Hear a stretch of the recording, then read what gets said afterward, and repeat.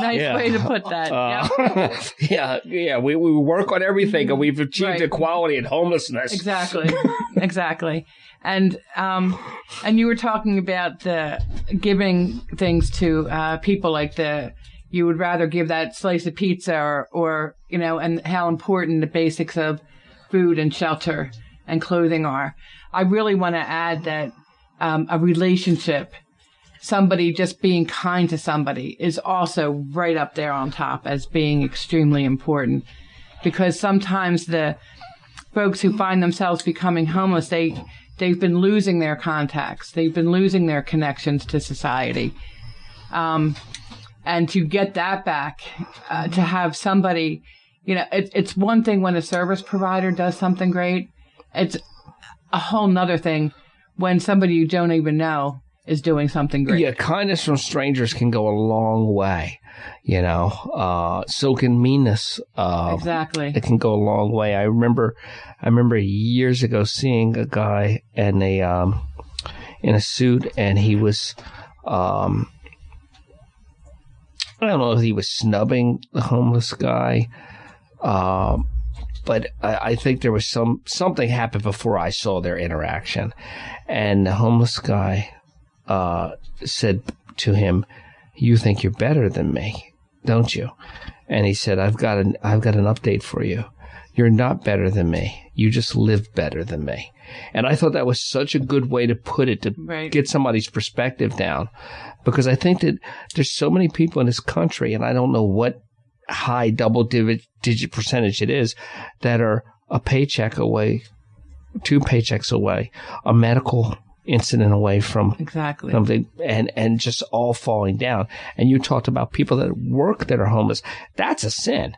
That's a sin. You've got, I don't know the exact numbers, so don't quote me and don't send in something saying that I was off by a digit, because I don't care.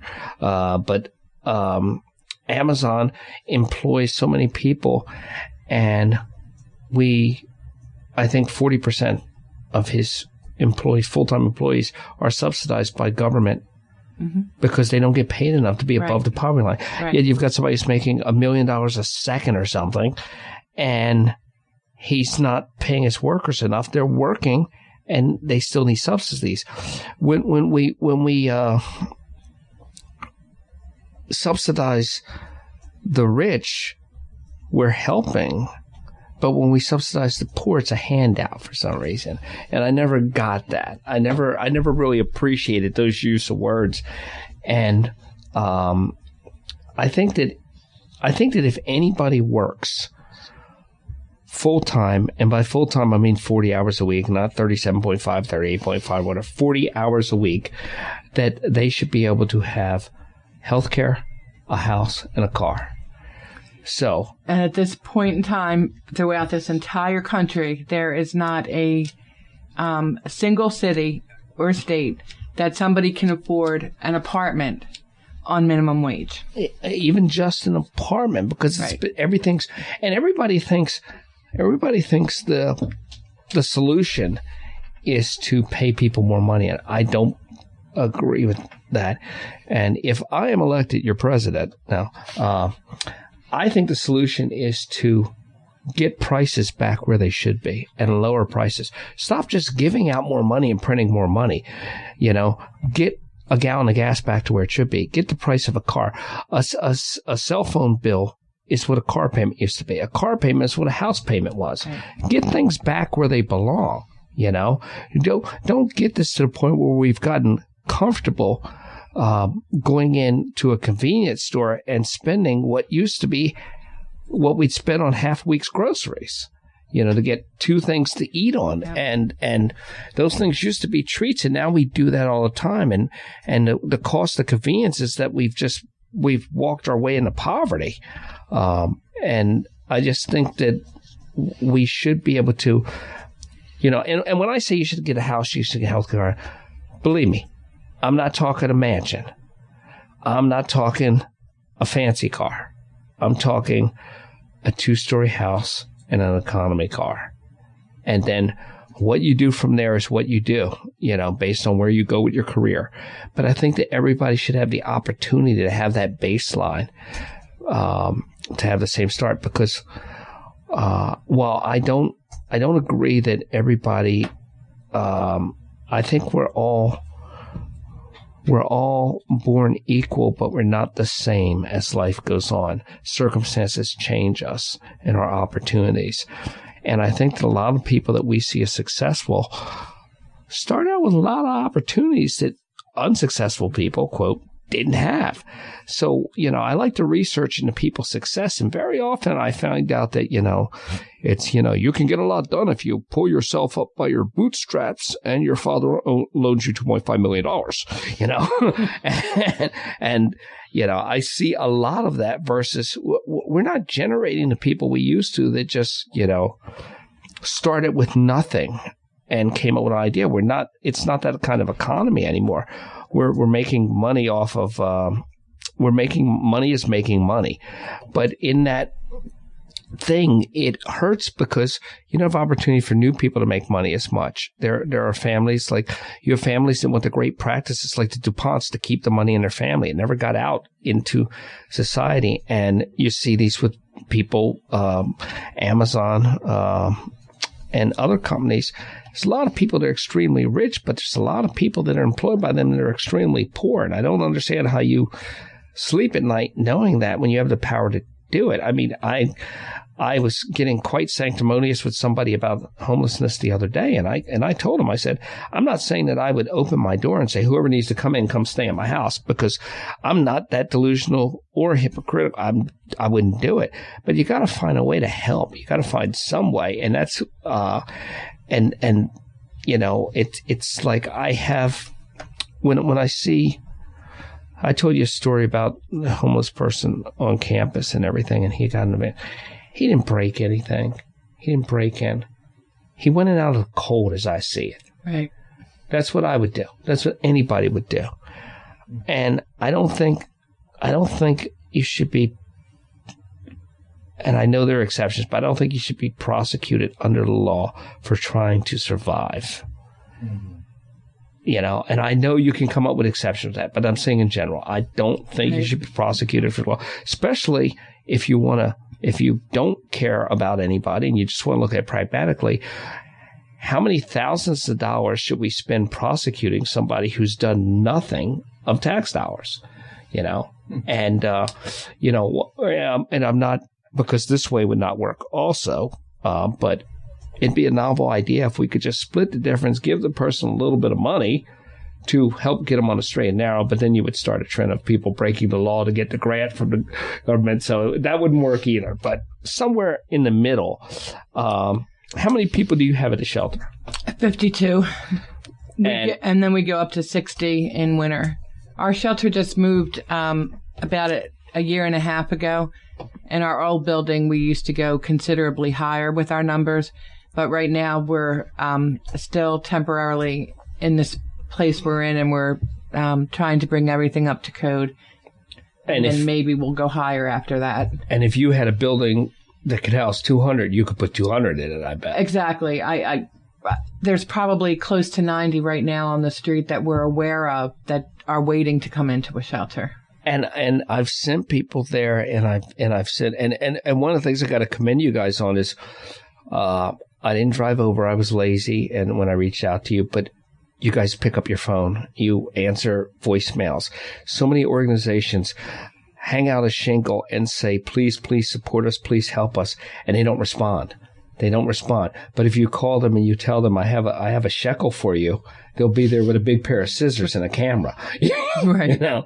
You guys responded, and I just, and I've been part of taking people over there, and I feel so bad when you don't have room for them.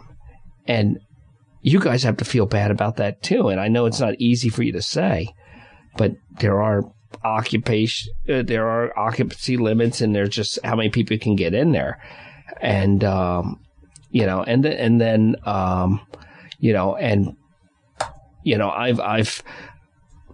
guess about a year ago, I had an encounter with somebody, and I presented them some options, and all of my options were stupid in his eyes because I was looking at it very naively.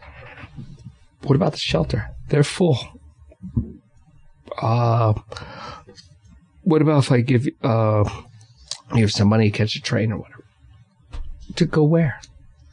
You know, and you're trying to do stopgaps, and it's the problem of poverty, and how it impacts us, and it it impacts some people where they have to downsize their house, and if their house is down and up, they become homeless.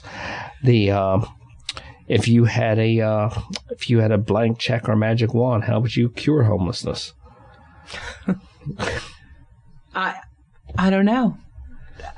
We were talking about the people in the tents and some people who won't come into shelter, and that leads some people to believe that they want to be homeless.